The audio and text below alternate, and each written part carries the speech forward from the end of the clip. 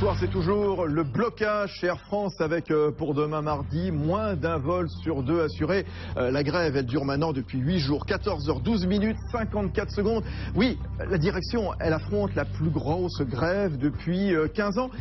Et elle avait pourtant suspendu ce matin son projet de développement de sa filiale à low cost Transavia en Europe. Ultime proposition, dit la direction, ultime provocation, lui répond le SNPL, qui maintient la grève. Et chaque jour, 20 millions d'euros partent en fumée. Alors, question toute simple ce soir, les pilotes d'Air France veulent-ils le crash de leur compagnie? Voici les décodeurs de l'écho.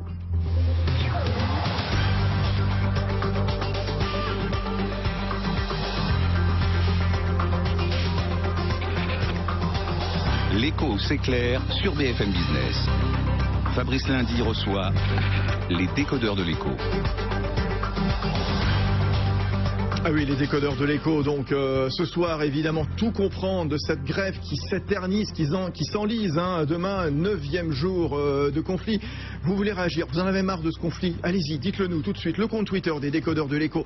L'adresse mail, les décodeurs de l'écho@bfmbusiness.fr. Je vous présente nos décodeurs qui vont nous accompagner une bonne partie de la soirée. Bertrand Moulier-Gros, associé chez Archery Strategy Consulting, spécialisé donc notamment dans l'aéronautique, la défense. Avec nous, le pape des relations sociales, le directeur général de l'Institut supérieur du travail, Bernard Vivier. On parlera du SNPL avec lui. Emmanuel Le Chypre, éditorialiste économique à BFM Business.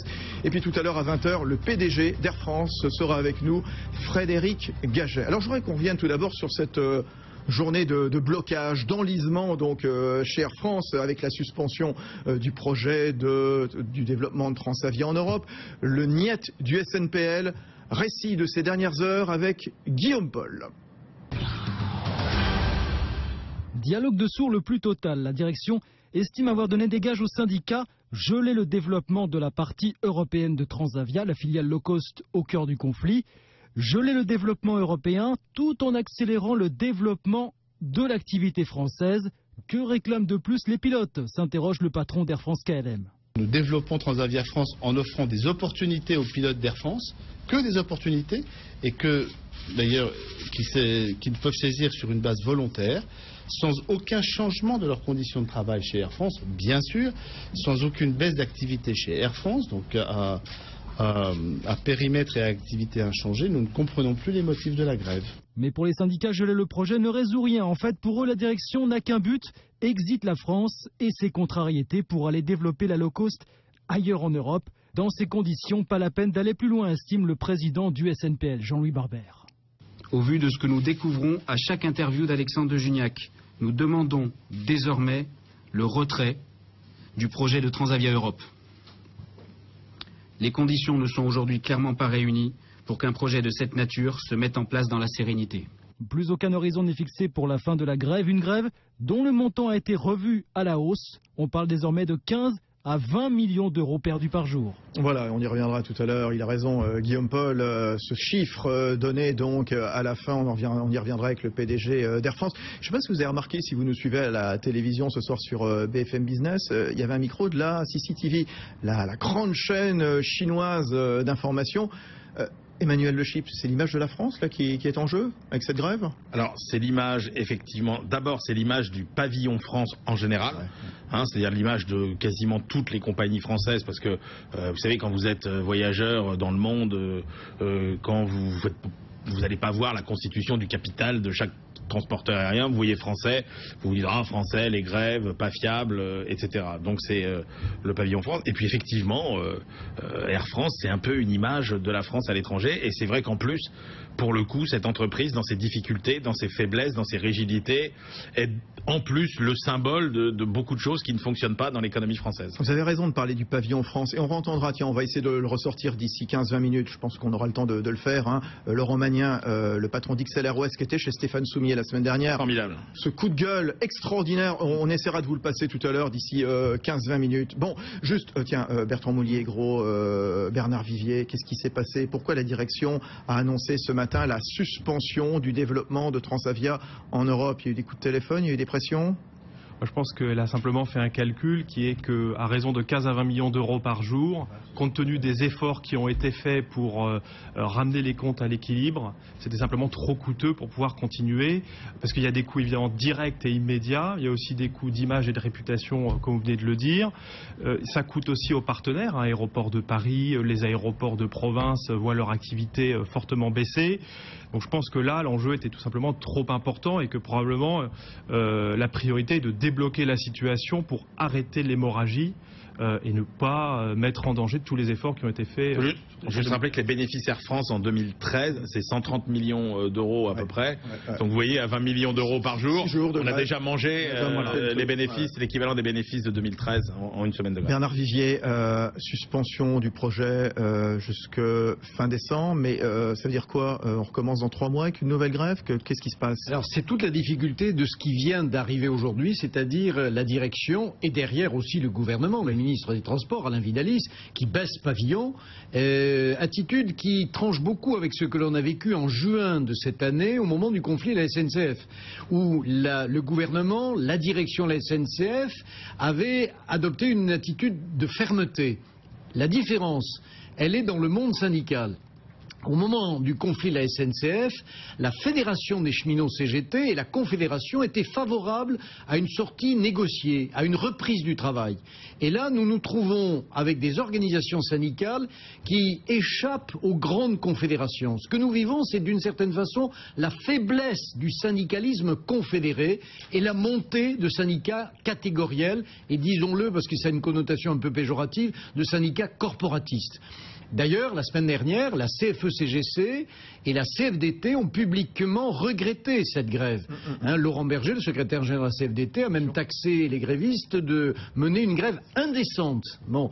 Et cela veut dire en clair que le syndicalisme est faible dans notre pays, et plus il est faible, et plus les syndicats catégoriels montent en puissance. C'est le cas à Air France, où le syndicat des pilotes de ligne, où les syndicats sont très puissants. Oui, vous nous reparlerez tout à l'heure du SNPL. À quel jeu joue-t-il? La question qu'on se pose ce soir, et allez-y, répondez, si vous avez un avis sur le compte Twitter. Est-ce que les pilotes d'Air France veulent le crash de leur compagnie, tout simplement? Oui, le gouvernement, vous avez rappelé à juste titre, et merci de l'avoir rappelé, c'est bon pour lui, Alain Vidalis, qui est le ministre des Transports. Oui, ça m'avait complètement échappé, en effet. Il est intervenu tout ce week-end pour dire il faut cesser la grève. Et cet après-midi, eh bien, c'est Manuel Valls, le Premier ministre, qui était en visite à Hambourg, en Allemagne, qui a regretté une nouvelle fois ce nouveau blocage. Le Premier ministre. La direction d'Air France a fait des propositions qui me semblent raisonnables. Et pour l'image de la France, pour l'image de la compagnie et son avenir, pour les salariés eux-mêmes et évidemment pour les usagers et pour les passagers, il est temps de trouver la solution de sortie. Et j'en appelle à la responsabilité de chacun et notamment des pilotes. Il faut que ces grèves s'arrêtent le plus vite possible. Voilà, il faut que ça s'arrête le plus vite possible, disait le Premier ministre cet après-midi à Hambourg. L'État a 15% du capital d'Air France. Emmanuel Le Chypre, est-ce que l'État a un levier, un poids justement sur l'un ou sur l'autre?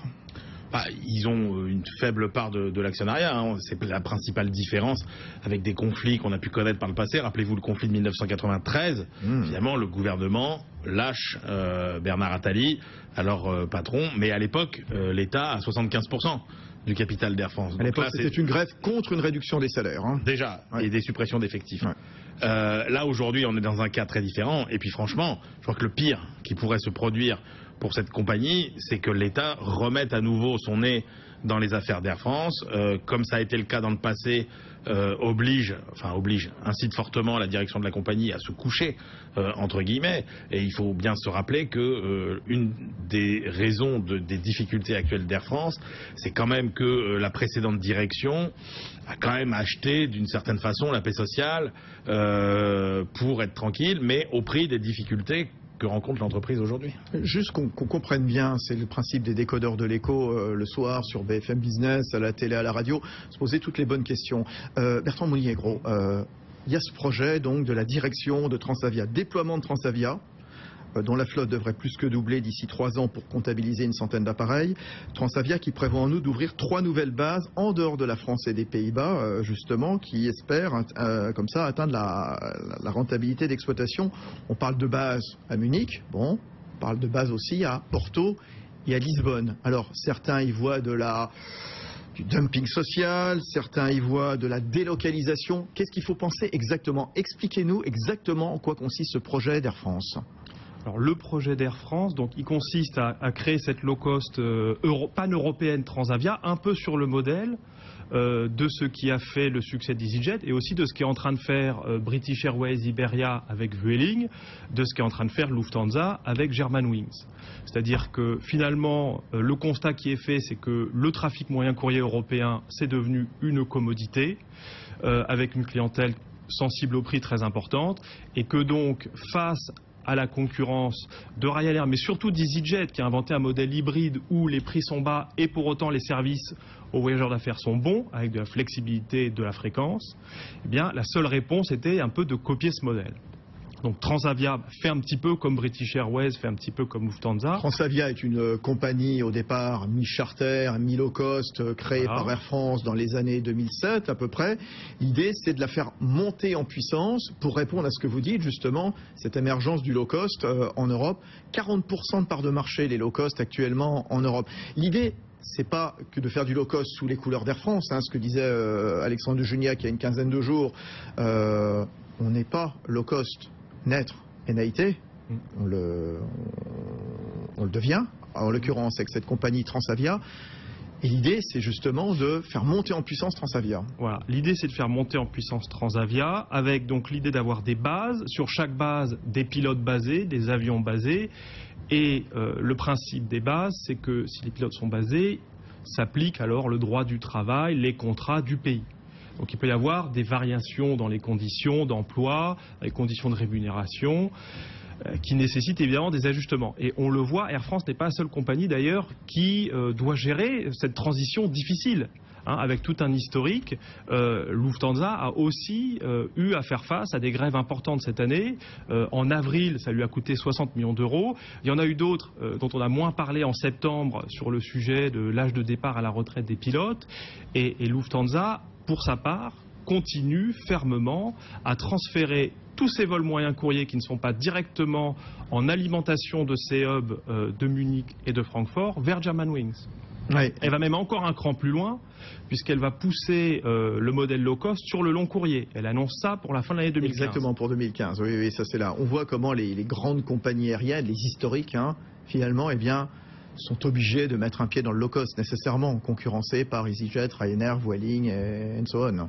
Aujourd'hui, le standard du voyage moyen courrier, c'est EasyJet et c'est Ryanair pour l'Europe. Ryanair a une flotte de 300 avions, bientôt 500, avec les dernières énormes commandes qui ont été annoncées, qui sont prévues d'être livrées entre 2014 et 2018. EasyJet en a plus de 200. Donc, par comparaison avec les 45 de Transavia, on voit qu'il y a de la marge pour trouver sa place. Alors, Bernard Vivier, ce qu'il faut préciser, c'est que les syndicats de pilotes ne s'opposent pas spontanément au projet de Transavia, mais aux conditions posées par la compagnie, justement, selon quel droit, selon quelles conditions sociales ces pilotes qui seraient basés donc, au Portugal ou dans d'autres pays, je ne sais rien, seraient payés. Alors, est-ce qu'après le plombier polonais, on va voir le pilote portugais, par exemple? La direction d'Air France, Julien, qui dit faire bénéficier aux pilotes Transavia les conditions d'Air France, ça conduirait Transavia à l'échec. Oui, finalement, c'est pas la peine de faire Transavia si on les paye de la même chose. Cette question du pilote portugais que l'on peut comparer au plombier polonais, c'était 2005 cette affaire du plombier polonais, elle est centrale cette question parce qu'effectivement ce conflit révèle deux choses. D'abord une crispation de syndicats émiettés.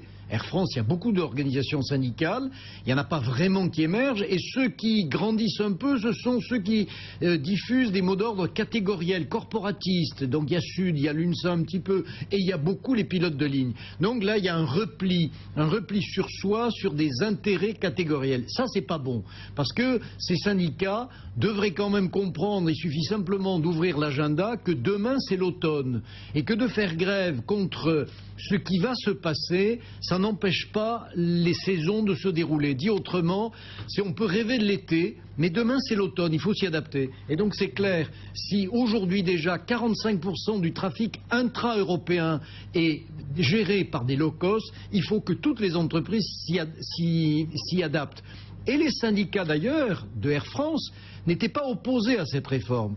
Donc en fait, il y a une décrispation des syndicats et une conscience de l'avenir qui doit se faire là. Et il y a une deuxième question, c'est la question précisément du statut social, de la régulation sociale. Et là, on peut monter très haut dans la tour de contrôle de tous les aéroports d'Europe pour aller chercher les ministres des transports des différents pays. Où sont-ils? Où est Alain Vidalis? Alors, on peut dire c'est l'affaire des entreprises, des partenaires sociaux. Oui, mais nous sommes dans le domaine du transport. Et nous sentons bien la grande nécessité d'organiser le marché du travail dans cette branche qui, évidemment, par définition, est internationaliste, est internationale, est européenne au minimum, et organiser des conditions. Aujourd'hui, vous avez des entreprises qui font exploiter, entre guillemets, leurs cadres, y compris leurs cadres dirigeants, sous statut suisse. Sous différents statuts. Bientôt, alors c'est les pilotes de ligne ou d'autres personnels au Portugal. Donc, où se trouve la régulation? Quelles sont les négociations de branche au niveau européen? On ne les voit pas.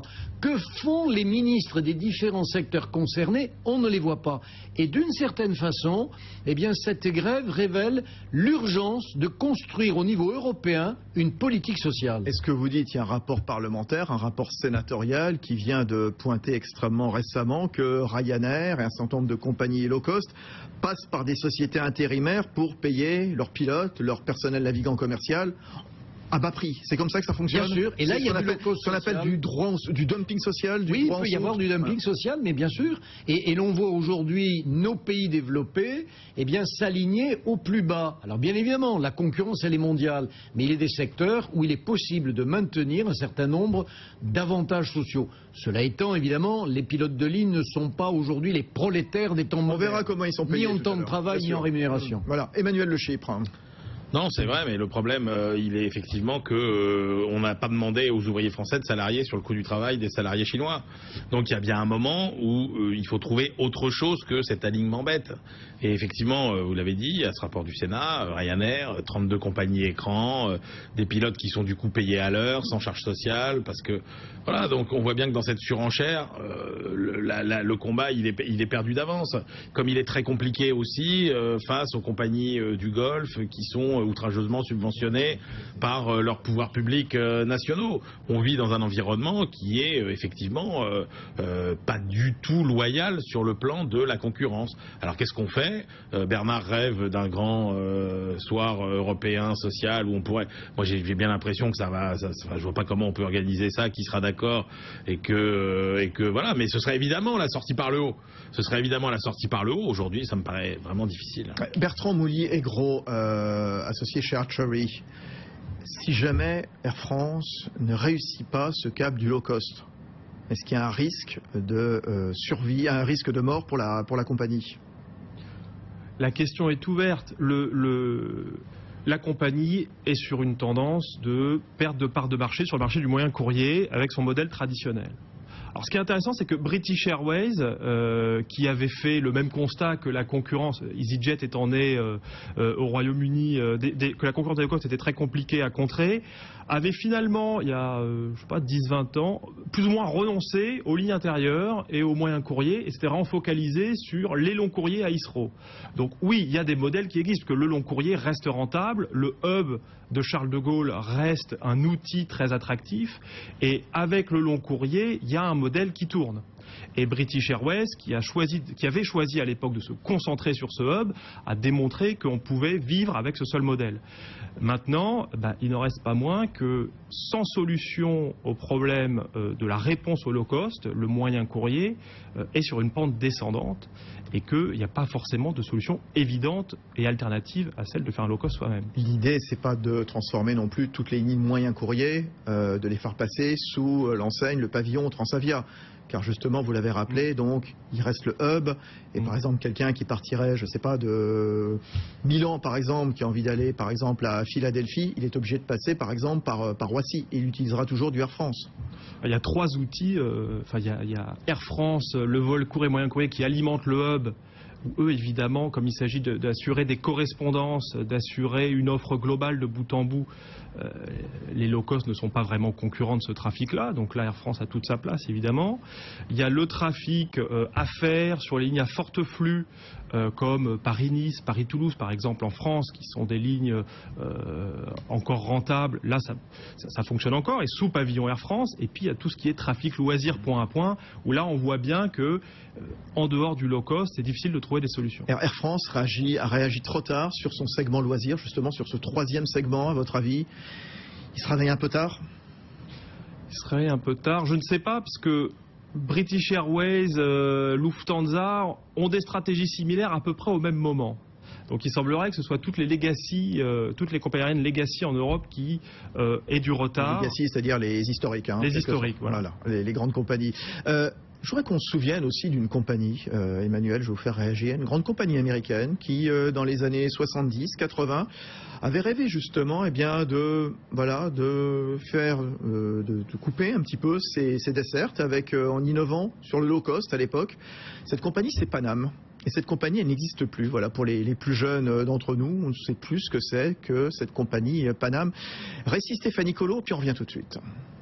La Panam est dans les années 1960 une compagnie aérienne mythique aux États-Unis. On lui doit l'invention de la première classe ou encore la projection de films dans les longs courriers. À la fin des années 70, les États-Unis libéralisent le secteur du marché aérien. La concurrence fait rage sur fond de flambée du pétrole. Et pour résister, la Panam pense se lancer en 1980 dans le low cost en achetant une petite compagnie, la National Airlines. À la Panam, les liaisons transatlantiques, à la nationale, les vols intérieurs. Mais les pilotes refusent d'être basculés sur une compagnie low cost et se mettent en grève. C'est le début de la descente aux enfers pour la compagnie qui ira jusqu'à vendre son siège sur Park Avenue.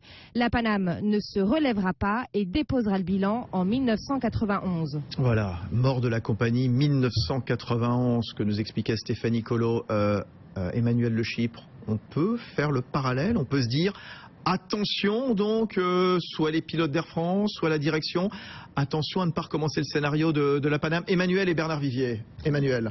Oui, bien sûr, il faut être honnête. Hein. Qui, dans les années 60, aurait parié que la Panam allait faire faillite? C'était la plus grande compagnie du monde. Il faut rappeler que l'immeuble qui avait été construit sur Park Avenue, c'était le plus grand immeuble de bureaux du monde à un moment. C'était une compagnie vraiment prestigieuse qui paraissait indestructible. Et le résultat, c'est qu'effectivement, parce qu'elle n'a pas su s'adapter à la concurrence, eh bien, cette compagnie a disparu. Et aujourd'hui, Air France est menacée un petit peu de la même chose, dans la mesure où on se focalise sur cette affaire des pilotes, hein, beaucoup, mais la réalité, c'est que, grosso modo, c'est une entreprise qui doit baisser ses coûts globaux d'à peu près 20%. Le coût d'un salarié Air France, c'est à peu près 76 000 € par an. C'est 65 000 pour un salarié de British Airways, 60 000 pour un salarié de Turkish Airlines.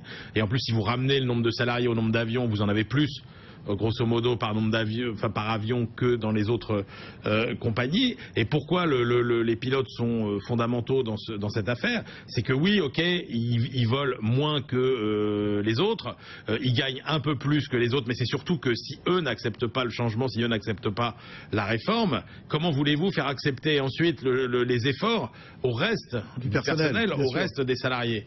Bernard Vivier, l'exemple Panam. Oui, mais l'exemple Panam, nous avons fait comme une menace. Non, nous avons failli le vivre avec Air Inter. Oui. Au milieu des années 1990, Christian Blanc devant les difficultés de Air Inter, qui étaient lourdement déficitaires, envisageait à un moment donné d'en faire une compagnie low cost. Il faut savoir qu'aujourd'hui, Air France a démarré Transavia avec 20 ans de retard par rapport à Ryanair et EasyJet. Et donc la tentative avait été esquissée. Et puis Christian Blanc, très prudent, dit non, ça ne va pas passer parce qu'en interne, les tirs de barrage sur le plan social et syndical vont être tels que je vais plomber l'ensemble du dispositif. Et finalement, il a fait que Air Inter a rejoint Air France. Bon, on va se retrouver dans un instant, hein. On continuera. Est-ce que le SNPL veut la politique de la terre brûlée, justement? Qui est ce SNPL? Quelles sont ses armes, justement? On va essayer de comprendre un peu qui sont ces pilotes d'Air France. Les décodeurs de l'écho reviennent dans un instant sur BFM Business.